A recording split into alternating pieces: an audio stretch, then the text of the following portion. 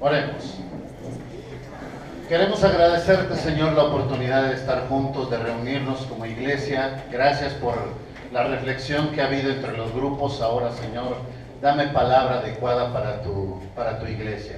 Que durante este tiempo pueda ser ministrada tu iglesia de una manera y una forma adecuada. Permite, Señor, que sea tu palabra la que penetre, la que transforme, la que cambie. Ayúdanos, Señor, a tomar de este tiempo lo mejor para cada uno de nosotros. Nos ponemos en tus manos en el nombre de Cristo Jesús. Amén. Bien. Quiero comentar, antes de empezar esto, van a venir algunos hermanos de Ranchito con Esperanza, la casa hogar, y van a estar, ya llegaron algunos de ellos, y ahorita llegarán los niños y todo esto. Si llegan, vamos a hacer una pausa para adaptarlos, para acomodarlos y después continuamos, ¿ok? Pues creo que ya llegaron, hermanos. Ya se ve por ahí el kinder entrando. Bueno, antes de entrar al tema fuerte, vamos a darles espacio para que ellos se acomoden. Son visita de nosotros, de nuestra iglesia, y ustedes saben que nos gozamos con la visita de ellos. Por cierto, déjenme avisar, no nos fue posible avisar antes a la iglesia, pero queremos compartirlo con ustedes. Ellos se van a quedar a comer con nosotros el día de hoy. Si usted tuviera planes en la tarde, está bien. Si quisiera quedarse con nosotros a comer, bienvenidos. Nosotros nos vamos a encargar de la comida para ellos, pero sería muy padre que como iglesia ustedes trajeran sus alimentos y nos quedáramos a comer con ellos al final del servicio. Así es que si me ayudan haciéndoles espacio para que ellos se puedan acomodar, sería excelente. ¿Sí, verdad? Por lo que veo, va a haber una fila como de 8. Llegaron encarrerados. No es parte de la dinámica de tratar con niños, ¿verdad? ¿Dónde podemos acomodarlos? 17, ahí hay 5, acá podemos acomodar otros y aquí podemos acomodar otros. Y caben 2 también. Sí, sería bonito integrarlos en el entorno de la comunidad. ¿Sí? ¿Sí? ¿Quieren dejarles ese espacio a ellos? Bueno, está bien, como guste.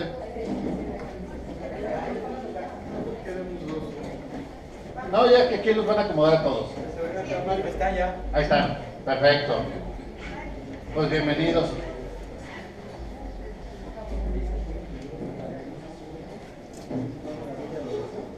Bien.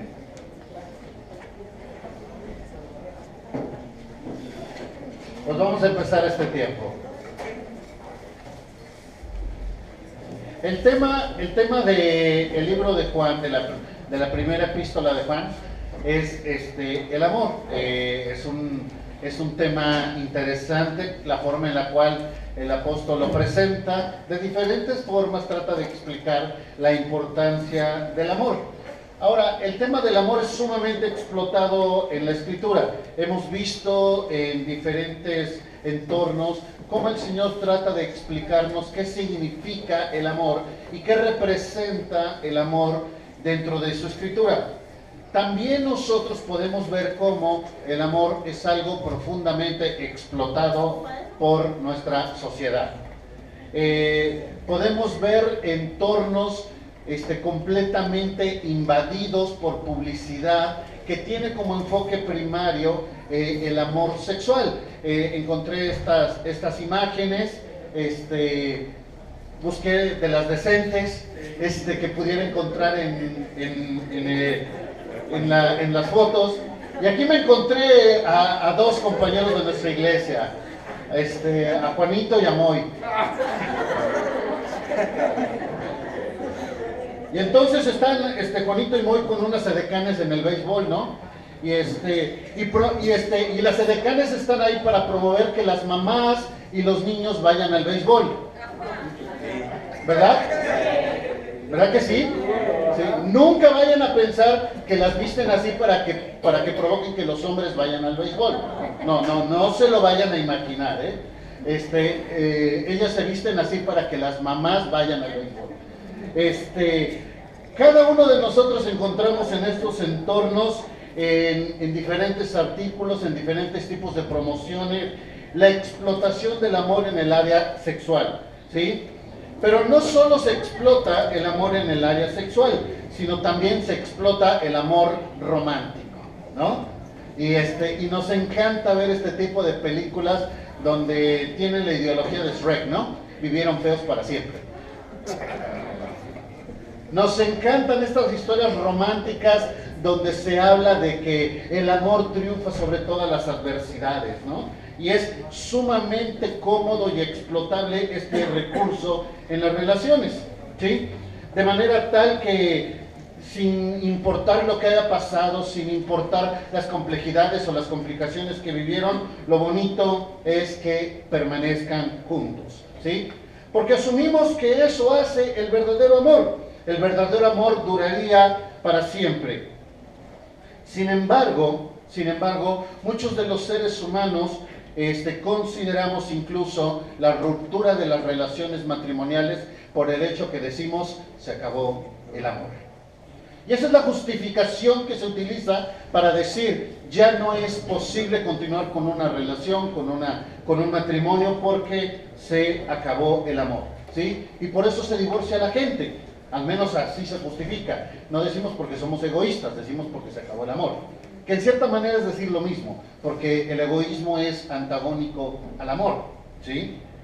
Sin embargo, nosotros que conocemos la Escritura sabemos que una de las premisas fundamentales que existe en el amor es su permanencia perpetua.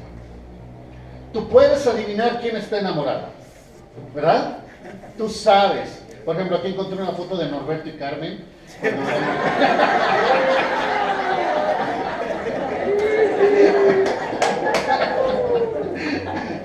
Lo siento, hermanos, me los imaginé.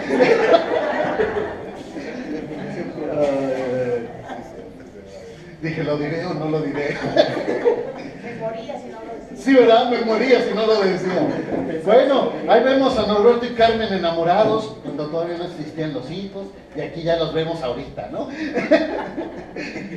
El amor, decimos, permanece para siempre. Y cuando vemos a una pareja enamorada, decimos, ellos están enamorados. ¿Por qué? Porque vemos la forma en la que se tratan, vemos los cuidados que tienen, las atenciones que tienen, la forma de protegerse, la forma de cuidarse, la forma de proveerse uno al otro. Y sin duda encontraríamos diferentes definiciones para decir, ellos se aman, ¿sí? Sabemos que se aman, ¿sí? Porque los vemos y vemos que se aman. Y esto nos llena de mucho gozo. Entonces podríamos decir que una evidencia básica del amor y de amar es porque permanece. Porque amas, permaneces junto a la persona que amas. El Señor nos dice en esta escritura un concepto completamente controversial en Primera de Juan. Y nos dice, no ames. No ames. Lo opuesto. Nos dice, no ames. Y si nosotros entendemos que el amor y la evidencia del amor en primera esencia es la permanencia, lo opuesto sería no permanezcas. ¿Están de acuerdo? Aquel que, dice el texto, no ames al mundo. Podríamos decir, aquel que tenía un matrimonio con el mundo se ha divorciado del mundo para poder tener un nuevo matrimonio con Cristo. El hecho de poder cohabitar con el Señor y permanecer en la enseñanza de Dios puede ser la enseñanza pertinente para nosotros en este día. Y por eso queremos estudiar Primera de Juan capítulo 2. Vayan conmigo.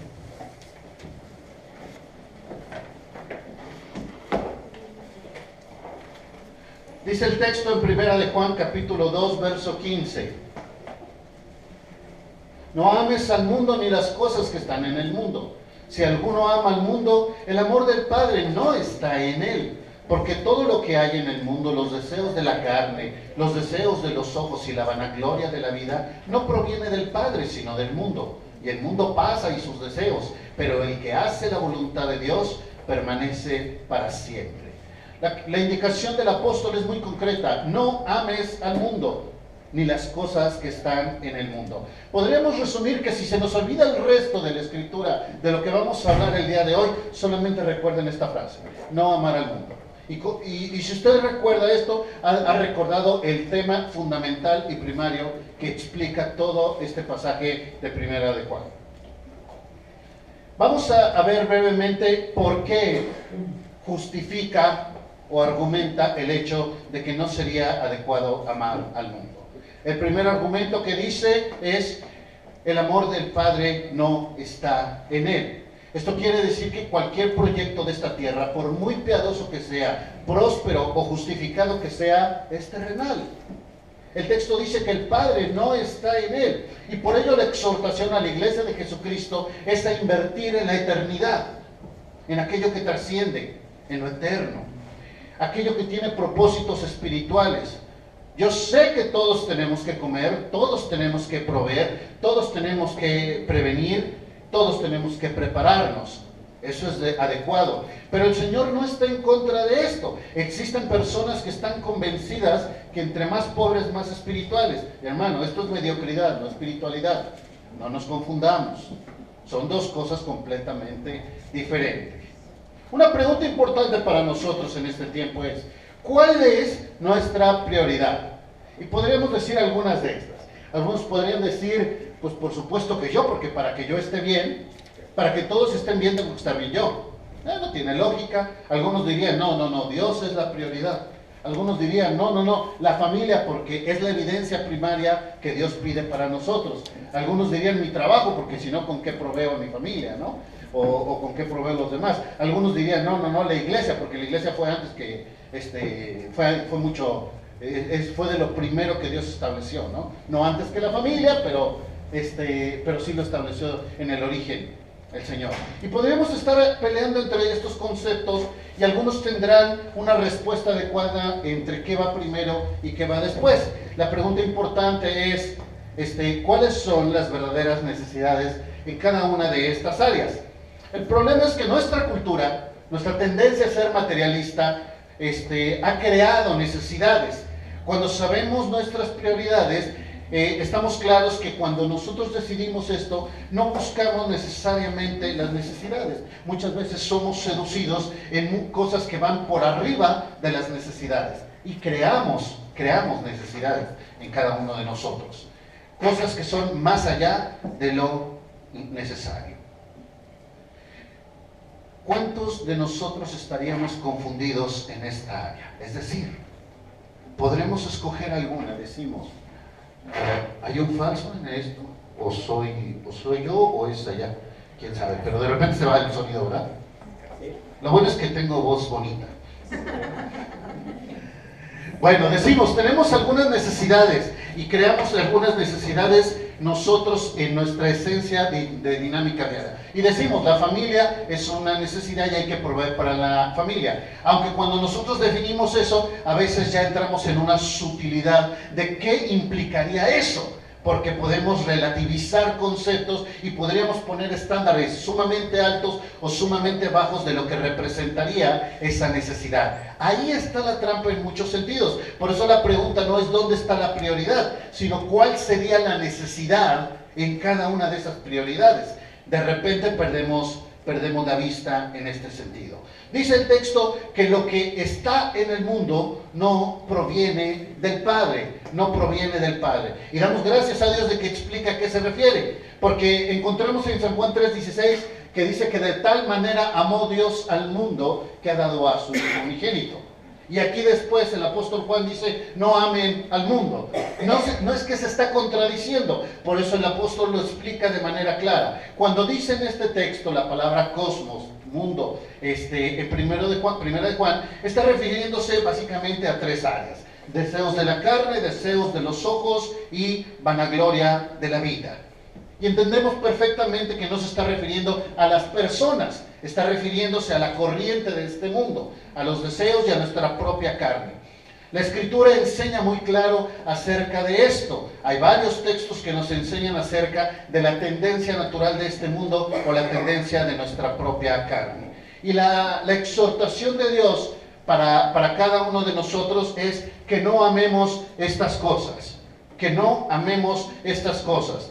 Y podríamos decir, no te ames a ti mismo de una manera exagerada, creando esa necesidad.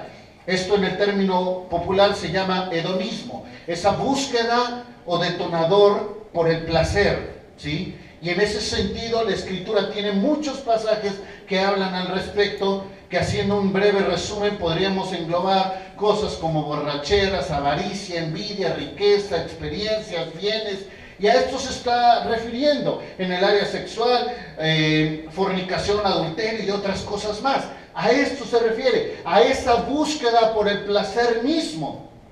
Y bueno, muchas corrientes filosóficas actualmente promueven idea primaria de que nosotros estamos en esta tierra para disfrutar, para deleitarnos, para gozarnos.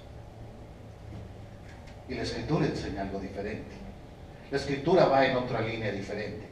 Y lo que nos dice en esta palabra es, no ames esto.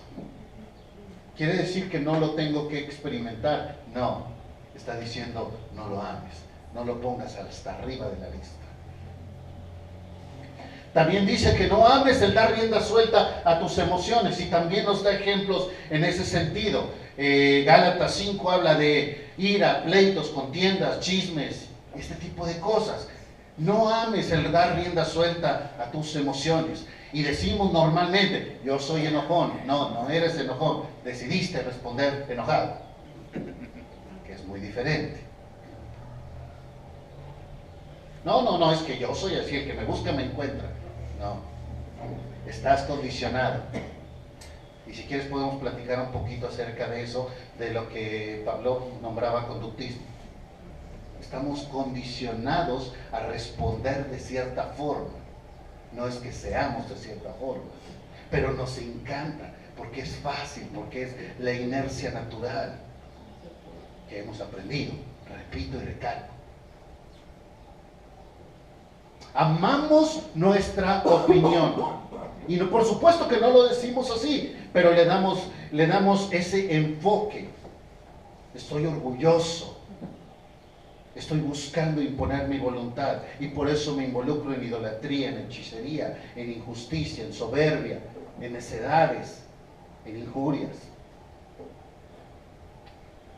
Este tipo de cosas son las que Dios está diciendo, no las ames.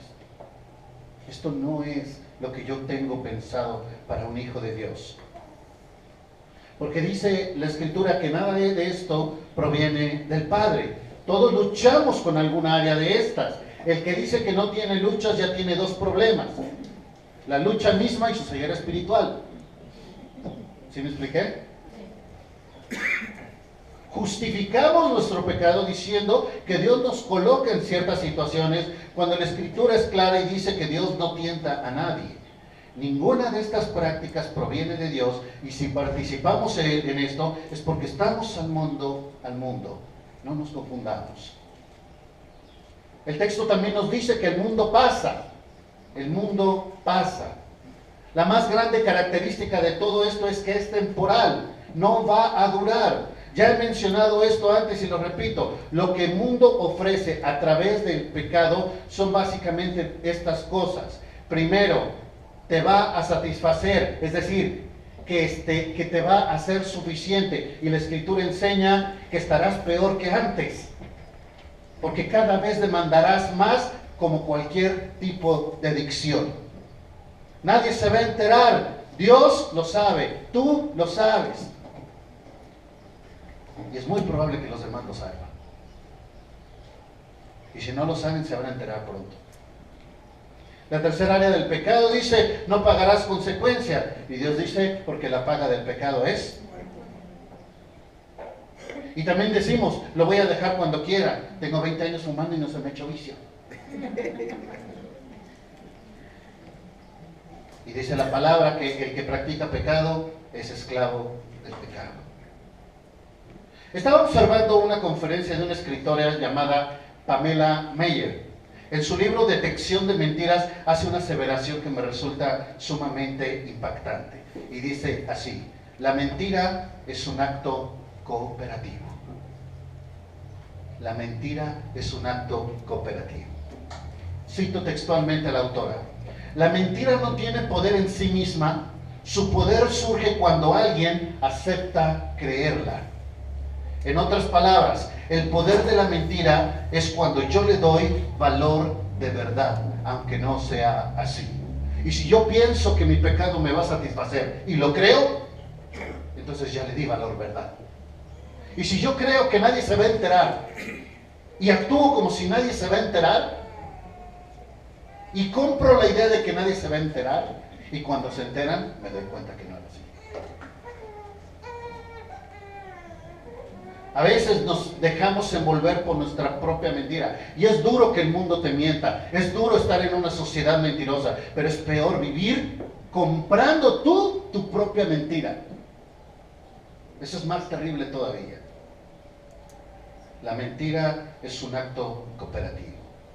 Me encanta estas frases de Martin Luther King.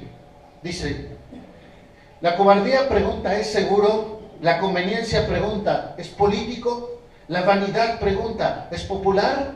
La conveniencia pregunta, ¿es correcto? Y llega una hora en que la persona debe tomar una posición que ni es segura, ni políticamente aceptable, ni es popular, pero debe de ser aceptada porque es lo correcto.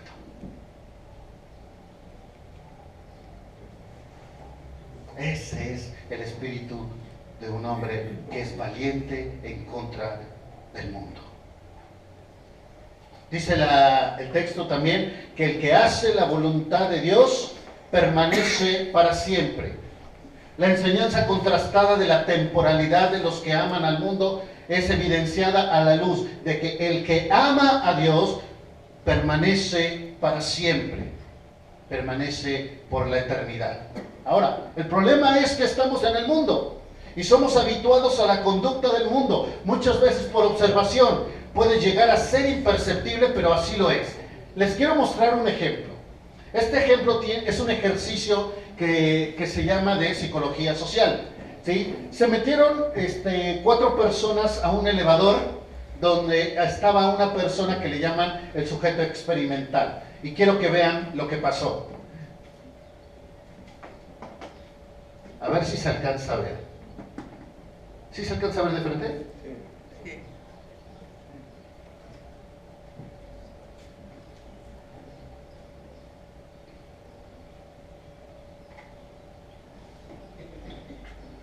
Normalmente tú te metes en un elevador y ves hacia la puerta, ¿no? Bueno, ellos se voltean hacia el fondo. ¿Y qué provocan? Que también la persona se voltea hacia el fondo. El ejercicio no termina ahí. Ellos también se voltean.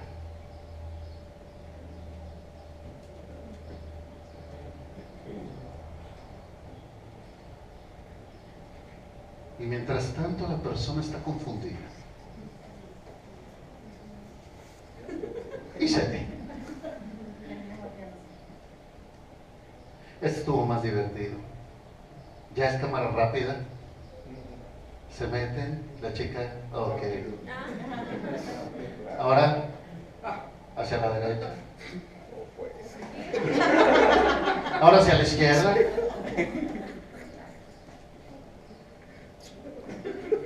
Y cayó también, hacia atrás. Esto parecería más el aeróbics del domingo. ¿Qué quiero comprobar con este ejercicio? Que ojalá y estuviéramos hablando de hacia dónde volteamos, como en un elevador, lo cual es perfectamente intrascendente. Pero muchas veces algunos de nosotros nos vemos involucrados a modificar conductas en cosas mucho más evidentes, mucho más trascendentes, mucho más complicadas que la posición dentro de un elevador. El mundo tiene una inercia y va en esa dirección. Sin embargo, nosotros somos llamados a hacer las cosas diferentes, a ir en contra o en un lugar, dirección diferente a donde va el mundo.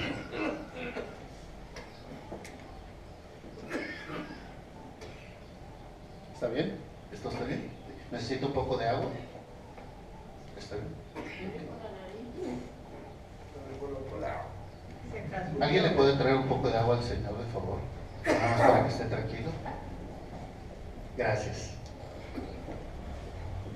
Estamos en el mundo, en un entorno completamente que lleva una inercia y de repente nos vemos complicados en esta situación, y por eso es importante recordar las promesas que el Señor hace al respecto. Primera promesa, dice así: ya es el último tiempo, verso 18, hijitos, ya es el último tiempo, y según vosotros oísteis que el anticristo viene, así ahora han surgido muchos anticristos, por eso conocemos que es el último tiempo.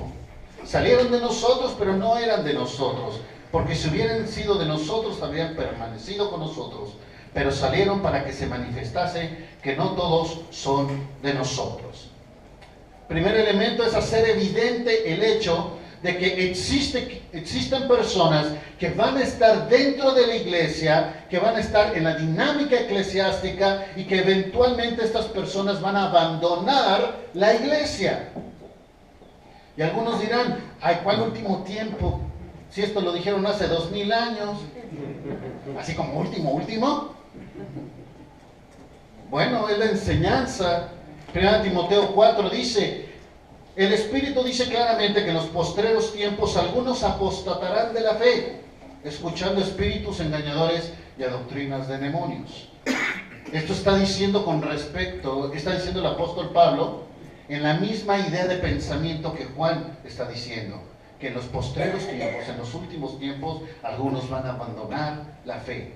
El Señor Jesucristo dijo lo mismo: y muchos falsos profetas se levantarán y engañarán a muchos, por haberse multiplicado la maldad, y el amor de muchos se enfriará. En los postreros tiempos van a haber personas que van a abandonar la fe. Y creo que este es el sentido primario de esto. No es decir si ya pasaron los 2000 años o no, y que si cuál último tiempo. Lo que está diciendo el texto es que en los últimos tiempos, en los tiempos antes de la venida del Señor, esto es algo que va a ser normal, común dentro de las iglesias.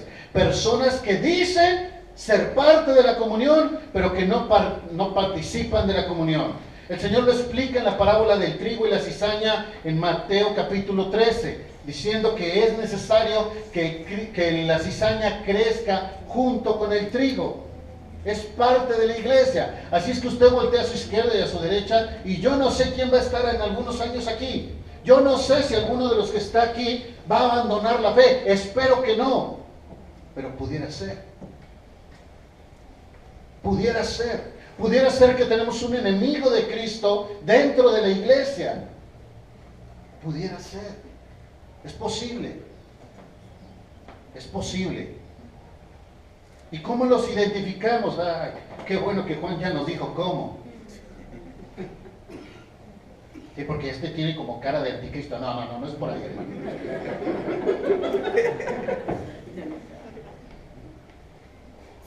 ¿Cómo son estas personas? Dicen que no tienen pecado, o sea, se saben perfectos. Están en conflicto constante con otros hermanos. El que dice que ama en la luz y aborrece a su hermano, Norberto nos explicó eso la semana pasada. Yo hace 15 días expliqué esto. Son estas personas que se la pasan mintiendo. Son estas personas que están en tinieblas. Son estas personas que no guardan sus mandamientos. Estos son los de peligro. Estos son de los que tenemos que tener cuidado.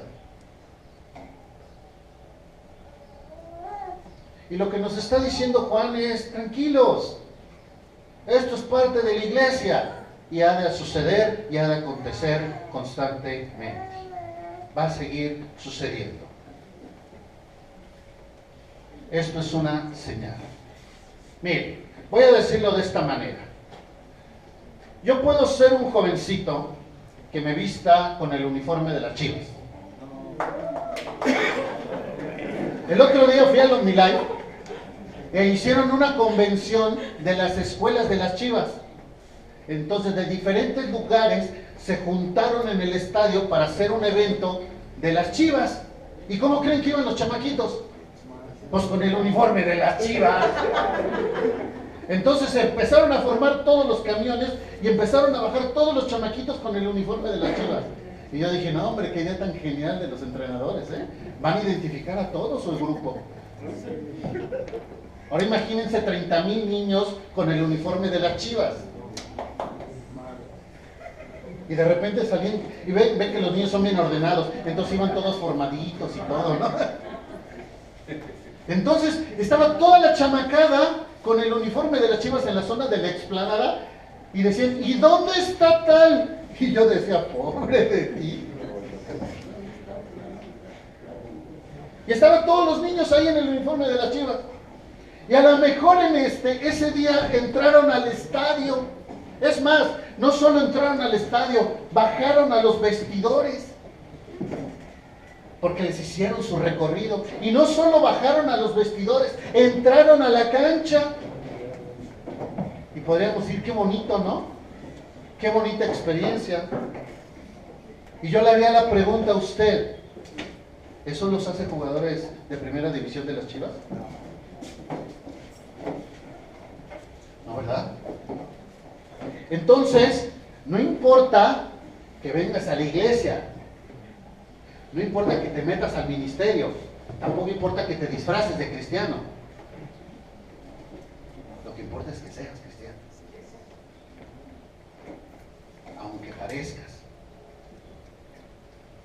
Primera promesa, una persona que tiene que recordar a una persona para no amar al mundo. Primero, ya es el último tiempo y algunos van a abandonar la fe. Segunda promesa, dice, tenemos la unción del Santo.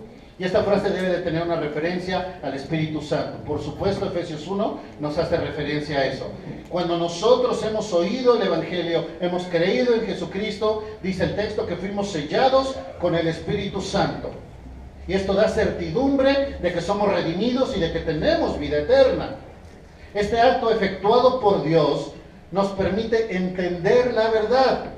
Y el mundo no lo va a entender, porque dice 1 Corintios 2 que para ellos es locura. Y se requiere el Espíritu de Dios para entenderlo. ¿Por qué? Porque el mundo no va a entender por qué decir la verdad si es tan conveniente la mentira. Ay, si es tan fácil mentir. Evito consecuencias. Decía un niño, es el rápido alivio a mis tribulaciones. El mundo no va a entender por qué una pareja, si puedes tener muchas. El mundo no entenderá por qué es mejor dar que disfrutar. El mundo no va a entender por qué sujetarse a Dios si puedes sujetarte a tu voluntad. En otras palabras, hacer lo que quieras. El mundo no entenderá por qué es mejor amar que ser egoísta. No entenderá por qué es mejor perdonar que odiar. Tampoco por qué tener misericordia o hacer justicia. Por una sencilla razón, el mundo no tiene el Espíritu Santo, hermanos. Y ellos no van a entender esto. Ellos no pueden ver la magnitud y la bendición en Dios. No solo por obediencia, sino por conveniencia. Primera promesa, son los últimos tiempos. Segunda promesa, tenemos el Espíritu Santo. Tercera promesa, tenemos la promesa de vida eterna. Dice el verso 24, lo que habéis oído desde el principio permanezca en vosotros. Si lo habéis oído desde el principio, si lo que habéis oído desde el principio permanece en vosotros, también vosotros permanecéis en el Hijo y en el Padre. Y esta es la promesa que Él nos hizo, la vida eterna. Y honestamente, la persona que le diga que sabe lo que vamos a hacer en la eternidad, está especulando. ¿Por qué? Porque no nos dice mucho la Escritura. Algunos nos imaginamos con las alitas arriba de la nube, con el arpa, por la eternidad. Bueno, a mí me da gusto porque ya por fin voy a poder cantar, ¿no? Nos encanta. No le ha venido esa imagen. ¿Y qué vamos a hacer en la eternidad? Y nos imaginamos en el colchoncito de la nube con el arpa, ¿no? ¿O haciendo qué? Con turbo.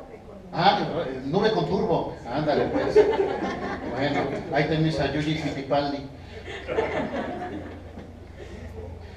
La Escritura enseña poco acerca de la vida eterna. Nos dice que habrá un cuerpo glorificado, un cuerpo que no sufre, un cuerpo que no se cansa, que no se enferma, que no se corrompe. Habla de habitar en la eternidad con Dios, donde no hay llanto, no hay tristeza y no hay dolor, según 1 Corintios 15 y Apocalipsis 21. Yo con eso ya tengo suficiente, no necesito más. El otro día estábamos ahí varios varones y estábamos en una plática de adultos. Si saben cuáles son las pláticas de adultos, ¿verdad? De estas profundas pláticas de adultos, ¿no? ¿Y tú con qué te quitaste el dolor de la espalda?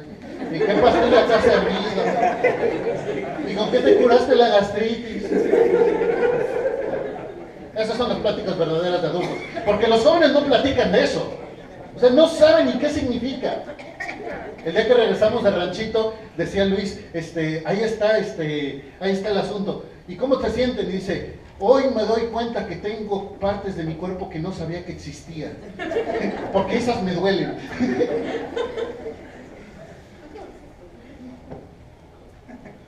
Ya con eso sería suficiente. Para los que hemos vivido dentro de un entorno de enfermedad, anhelamos un lugar donde no hay enfermedad. Para los que hemos perdido un familiar, anhelamos un lugar donde no hay muerte. Para los que estamos viviendo situaciones de esta, donde el cuerpo se cansa, se desgasta y se termina, anhelamos la eternidad. Y no solo eso, anhelamos la presencia misma del Señor, estando con Él, donde ya no hay luchas, donde ya no hay pecado, donde ya no estoy batallando con toda la porquería que está en la cabeza de cada uno de nosotros. Anhelo yo no tener imágenes de tipo pecaminosas, luchas y todo ese tipo de cosas. Yo anhelo esa eternidad. Y honestamente, si estoy en una arpa o estoy trabajando, no lo sé, pero ¿saben qué? No me interesa.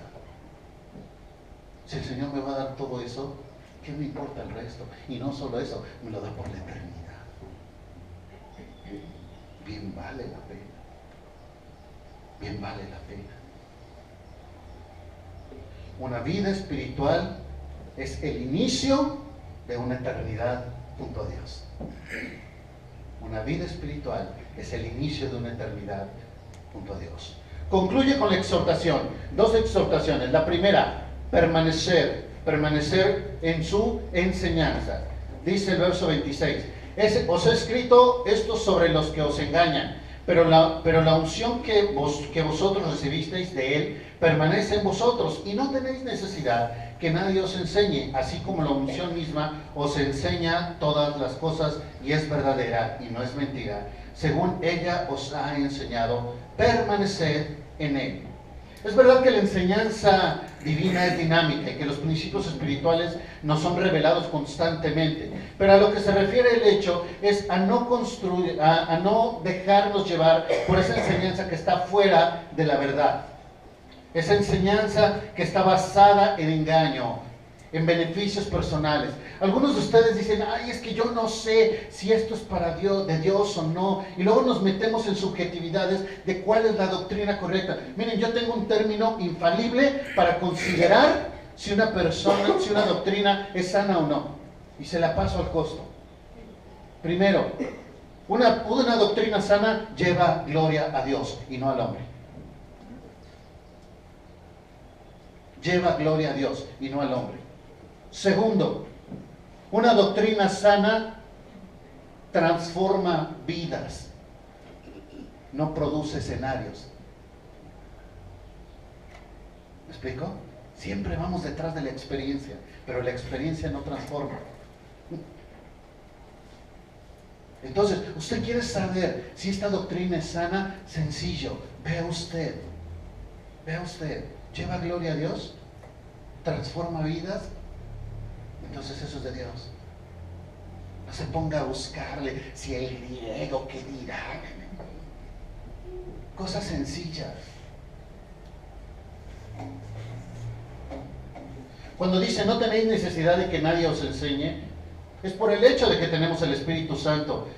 Y el hecho de tener el Espíritu Santo nos da la oportunidad de ver aquello que no es de Dios. ¿Sí? Tengan cuidado de los falsos maestros, aquellos que se llaman anticristos. ¿Por qué? Porque están en contra de Cristo. Y así los puede identificar. Ay, es que este ministerio se oye padre. Nuevamente, 2 cosas. ¿Lleva gloria a Dios? ¿Hay una vida transformada? Y así usted puede justificar muchísimos ministerios, muchísimas iglesias, muchísimos entornos. Hay veces que es muy sutil. Vemos al artista cristiano que llega y se presenta como si fuera cantante de rock. Y no porque sea esto malo, pero si este personaje no lleva gloria a Dios, entonces es un artista como cualquier otro. Como cualquier otro. Primer reto, permanecer en su enseñanza. Segundo reto, permanecer en su justicia. Dice el verso 28. Ahora, hijitos, permanecer en él, para que cuando se manifiesta tengamos confianza, para que en su venida no nos alejemos de él avergonzados. Si sabéis que él es justo, sabed también que todo el que hace justicia es nacido de él. La segunda exaltación es permanecer en su justicia. Esto tiene dos connotaciones. La primera es la justicia que nos es imputada a favor del sacrificio de Cristo, y por eso dice que cuando Él se manifieste tengamos confianza. Y el segundo término de justicia es un elemento, un llamado a actuar justamente, porque somos nacidos de Él, y que para que cuando Él venga no nos alejemos avergonzados. El significado básico de esto es dar a cada quien lo que se merece. Por esencia misma, la salvación, hermanos, es injusta, porque no nos da lo que merecemos, y por eso le llamamos gracia y misericordia. Pero como hijos de Dios somos llamados a vivir de acuerdo a lo que somos. Esto es justo. Un cristiano que ama al mundo es injusto. Lo justo para un cristiano sería hacer la voluntad de Dios, evidenciar que tiene el Espíritu Santo, confiar en sus promesas, permanecer en su verdad y hacer lo correcto. Enseñanza de Primera de Juan, capítulo 2. Concluyo.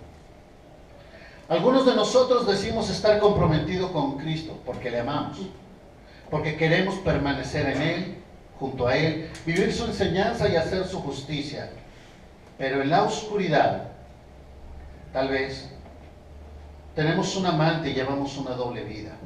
Aprovechamos cualquier oportunidad para disfrutar de nuestra relación con el Señor y la iglesia, pero en los lugares ocultos, en esos tiempos donde pensamos que nadie nos ve, en esas situaciones donde somos seducidos completamente por la adrenalina de lo prohibido, decidimos comprar y dar por verdad mentiras que nos ofrece la infidelidad. Llegamos a decir que nadie nos va, llegamos a decir que nos va a satisfacer. Llegamos a decir que nadie se va a enterar. Llegamos a pensar que no pagaremos consecuencias. Y llegamos a pensar que lo dejaremos cuando querramos. Hasta que llega un punto donde ya ni siquiera nos importa estar en lo oculto. Ya no nos importa lo que piensen, y decidimos romper con todo esto y mostrarnos tal y como somos. Algunos dirán, ¿qué pasó? ¿Por qué cambió tanto? Ay, y era el hermano. Y yo les diría, no cambió. Salió a la luz lo que estaba en la oscuridad. Salió a la luz lo que estaba en la oscuridad. Y todo esto de amar al mundo es parte de ello. El Hijo de Dios no debiera sorprenderse de tener un divorcio con el mundo. Jesús dice en Juan 15, si el mundo os aborrece, sabed que a mí me ha aborrecido primero. Si fueras del mundo, el mundo amaría lo suyo, pero porque no sois del mundo, antes yo os escogí del mundo, por eso el mundo les aborrece. Termino. ¿Te aborrece el mundo? Es decir, ¿no encajas en lo que el mundo hace? De manera tal que permaneces ajeno de aquello que el mundo promueve y sus intereses y objetivos. Si el mundo no te aborrece, tal vez sigues casado con él. Y en el mejor de los casos, tu amante es Jesucristo. Espero que se entienda la analogía. Vamos a orar. Padre, ponemos en tus manos la enseñanza del día de hoy. Que cada uno de nosotros podamos sacar la consecuencia propia y conveniente para nuestra propia vida y actuar en consecuencia. Te agradecemos tu voluntad expresada hacia nuestras vidas. Gracias, Padre, en el nombre de Cristo Jesús. Amén.